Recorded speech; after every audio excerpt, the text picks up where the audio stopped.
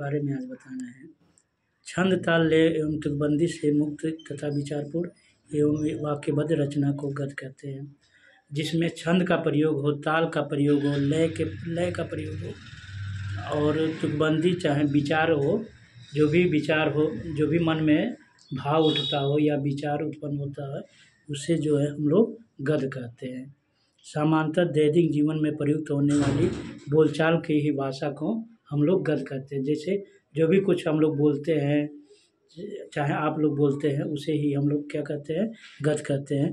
गद्य का लक्ष्य विचारों या भावों को सहज, सरल एवं सामान्य भाषा में विशेष प्रयोजन सहित संप्रेषित करना है। गद्य का उद्देश्य जो है भाषा को क्या करना है, सहज सरल बनाना है। ज्ञान विज्ञान से लेकर कथा साहित्य आदि की अभिव्यक्ति का माध्यम साधारण व्यवहार की भाषा गद्य ही है। ज्ञान विज्ञान, ठीक ना, जितना भी विज्ञान का आविष्कार हुआ है सबका साधारण भाषा क्या है, गद्य ही है। जिनका प्रयोग सोचने समझने वर्ण विवेचन आदि में किया जाता है।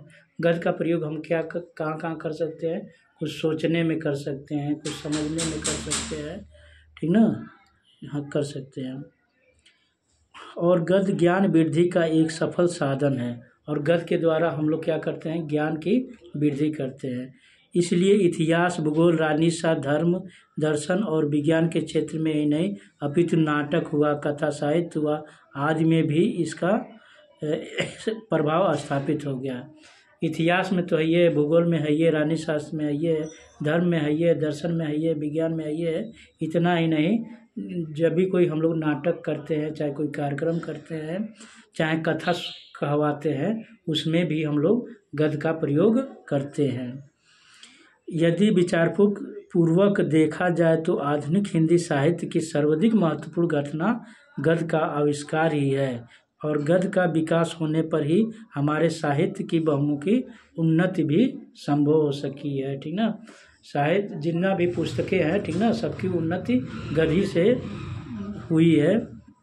हिंदी गद्य के संबंध में यह धारणा है कि मेरठ और दिल्ली के आसपास बोली जाने वाली खड़ी बोली के साहित्यिक रूप को ही हिंदी गद्य कहा जाता है।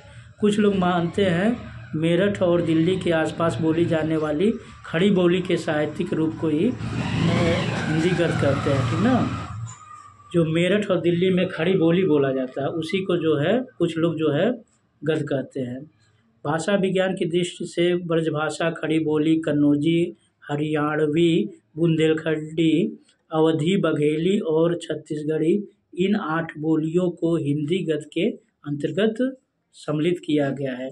तो हिंदी गद्य के अंतर्गत कौन कौन सी बोलियों को सम्मिलित किया गया है, ब्रजभाषा हुआ, खड़ी बोली हुआ, कन्नौजी हुआ, हरियाणवी हुआ, बुंदेलखंडी हुआ, अवधी हुआ, बघेली हुआ, ठीक ना, और छत्तीसगढ़ी हुआ। इन 8 बोलियों को सम्मिलित किया गया है।